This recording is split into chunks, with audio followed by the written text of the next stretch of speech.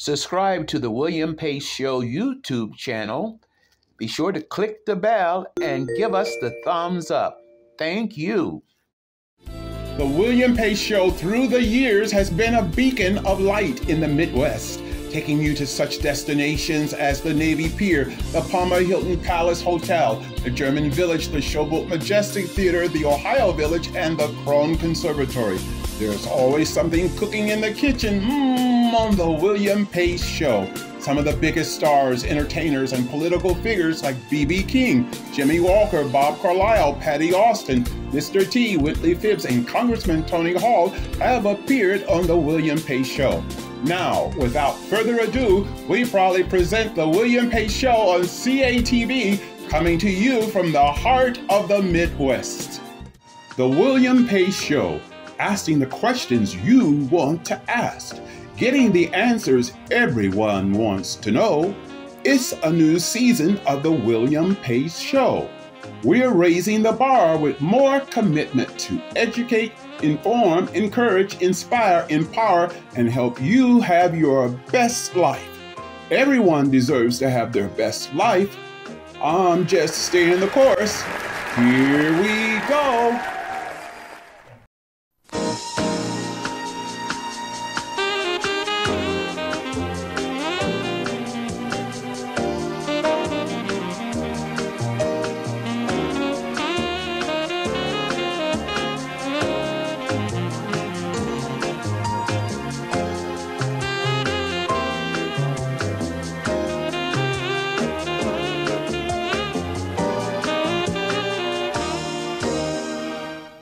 Hello, I'm William Pace. Thanks so much for tuning us in tonight. My guest is Noreen Kennedy. She's a volunteer coordinator, foster parent recruiter, too. Thank you so much for coming on tonight. Thank you. How long have you been a volunteer recruiter? Well, I volunteered for about 2 years, and then after that I started working there, and I've worked there for about 2 years now. What do you like about the work? Well, I really enjoy being with the kids, and I really believe that every kid has, something in there that's good, and sometimes you got to coax it out of them. So I like being there, and I like being able to hook the kids up with different people, volunteers or foster parents, and really giving the kids a chance to be able to grow and to bring that out. You know, I believe the youth is really our future and that we have to really invest a lot into our youth. So what can we do to instill more self-esteem in our youth today? Well, I would say definitely educating people more on parenting skills. We have a lot of youth that are having babies, so definitely that. But then I also think, people volunteering and putting in time and showing the kids that there's a different way other than what they're used to in their house or in their neighborhood or whatever. So I think that's, a real way, something we can do right now, and I've seen people who do that and make a huge difference in the kids' lives, and the kids hold on to that, and it's really just like an avenue where they are treated, with respect. They learn how to respect somebody, through that also. And then I really think that most kids want to get that positive feedback, and that's, and then when they start to get that there, then they just thrive. They feel good about themselves then. Yeah, and they thrive.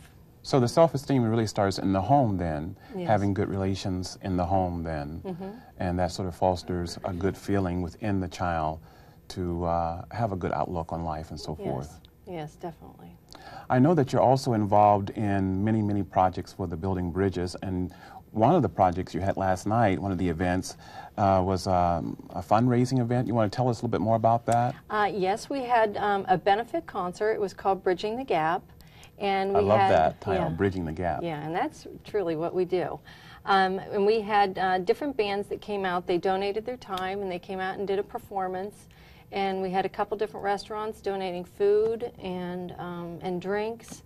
And the bands performed, and we sold tickets for it, and people came out, and it was really fun. It was interesting to see, and they were all local bands and stuff. So it's wonderful how all those people came together to create this wonderful event. And so what will the money be used for then? Well, they will. They originally had started it. The girl who put it together for us, her name's Tricia Smith. She had originally done it. She was a tutoring volunteer, and noticed that we don't have a lot of computers or things for our kids to use, which nowadays these kids really need to be exposed to that. So she had originally started it looking to be able to raise money for computers. Well, then we had somebody else that came through and donated computers. So this will go into what we call a general fund, but it will go towards different activities that will come up. We have a canoe trip we send our boys on. We have something called Ladies' Day that we do for our girls. We do biking trips. We try to expose our kids to as many different things, things that they don't really have a chance to see. We had one of our probation officers took a couple of girls and they went up to SeaWorld and they spent the night there. And, it just gives the probation officers a chance to spend time just, relaxing and doing fun things and not always, holding them accountable for every little thing, but just going and having fun and stuff. So things like that, it always costs money. And so, we use it for different things like that. One thing that our organization does is that any of the donations that come in, less than 1% of it goes towards any administrative costs. So, and I know as myself donating to different places, that is something that's really important to me, is how much goes to really what I'm actually giving money to. And so, the kids really, are getting the money. So every cent, for the most part, goes to programs and activities, so forth, for the youth and so forth. I want to talk a little bit about the youth. Many of them, when they come to the detention center, they end up either having some problem with the law. And does that stem really from coming from families where both of the parents may be working, or a single family home where there's only one parent in the family? What is the problem that contributes to youth getting in trouble with the law? I hate to, say it's, both parents working or something like that. That's like, that would be an easy answer. It would be something that would be a lot easier to solve. But we have kids from all different economic backgrounds. I think probably, and this is my personal opinion, it would be the lack of parenting, whether there's two parents there.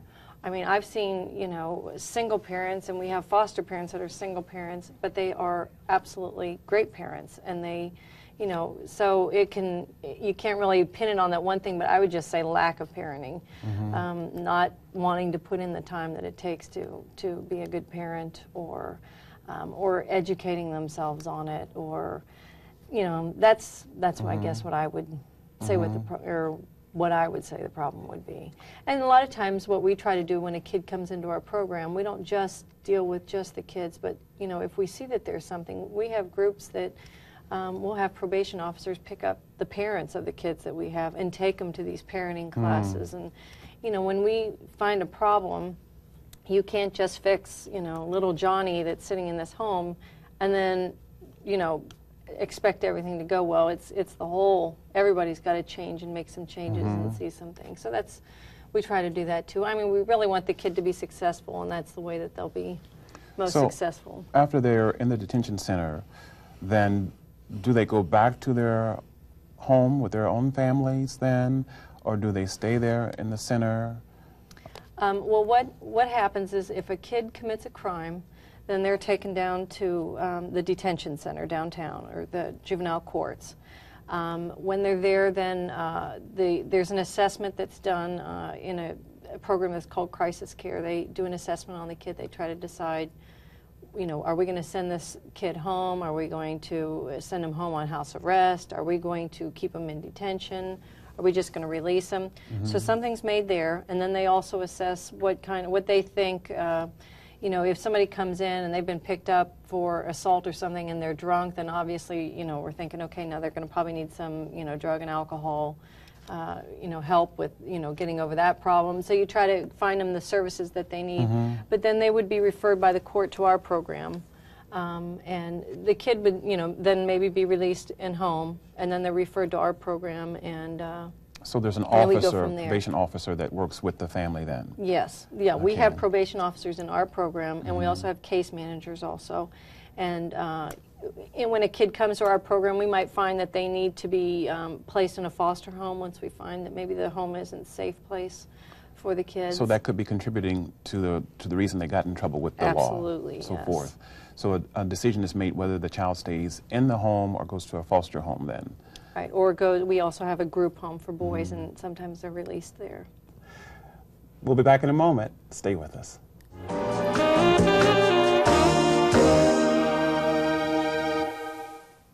Hello, I'm William Pace, and I'm back with my guest, Noreen Kennedy from Building Bridges.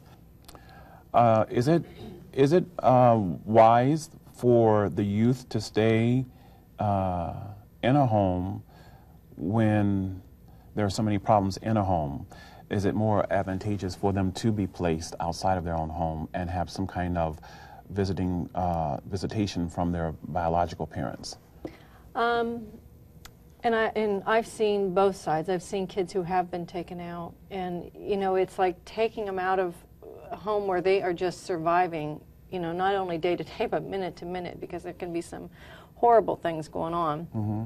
Because there's apparently something wrong, right, in the home setting that they got into trouble with the law. Right. Either the parents weren't paying attention, they weren't getting something from their parents, or maybe it was a cry for help by getting into trouble with the law that their parents weren't able to see, perhaps. Right. And I've seen them when we take them out and we put them into a foster home, which is a safe environment.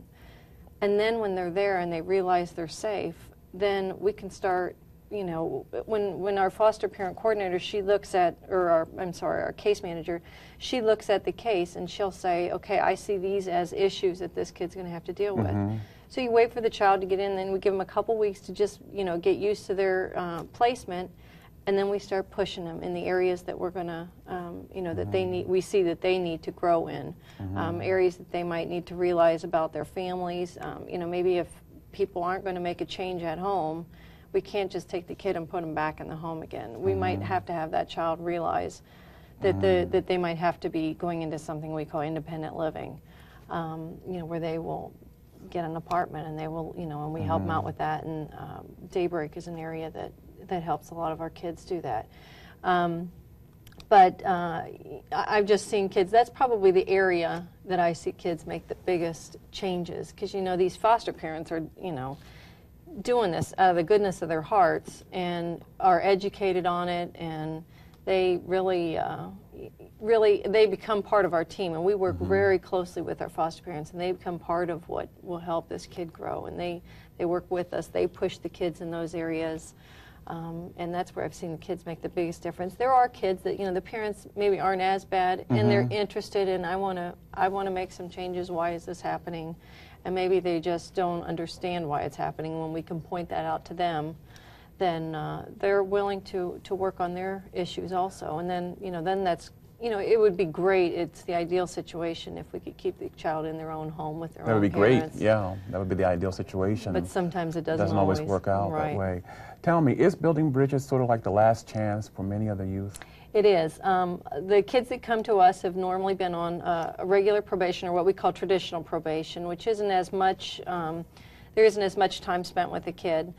They've usually failed in that area, and then the courts will go ahead and refer them to us, and it's kind of like their last chance, and if you don't succeed here, then you'll be going, you know, you'd be committed and you'd be doing Do they time. know that it's their last chance? The judges, I think, usually tell them, Tell them that? And some kids either don't believe it, or, you know, they just continue to act out.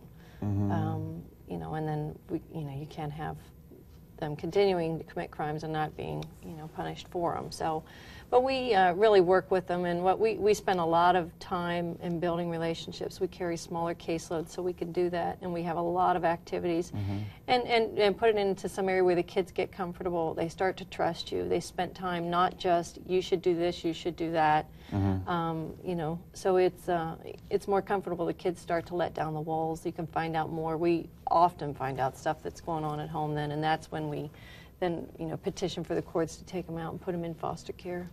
Tell me, your title is Volunteer Coordinator and Foster Parent Recruiter. What do you look for in volunteers, and what do you look for in foster parents? Are there certain qualities that you're looking for? I'm trying to think. Well, probably one of the biggest things, well, first of all, that they have to like being with kids.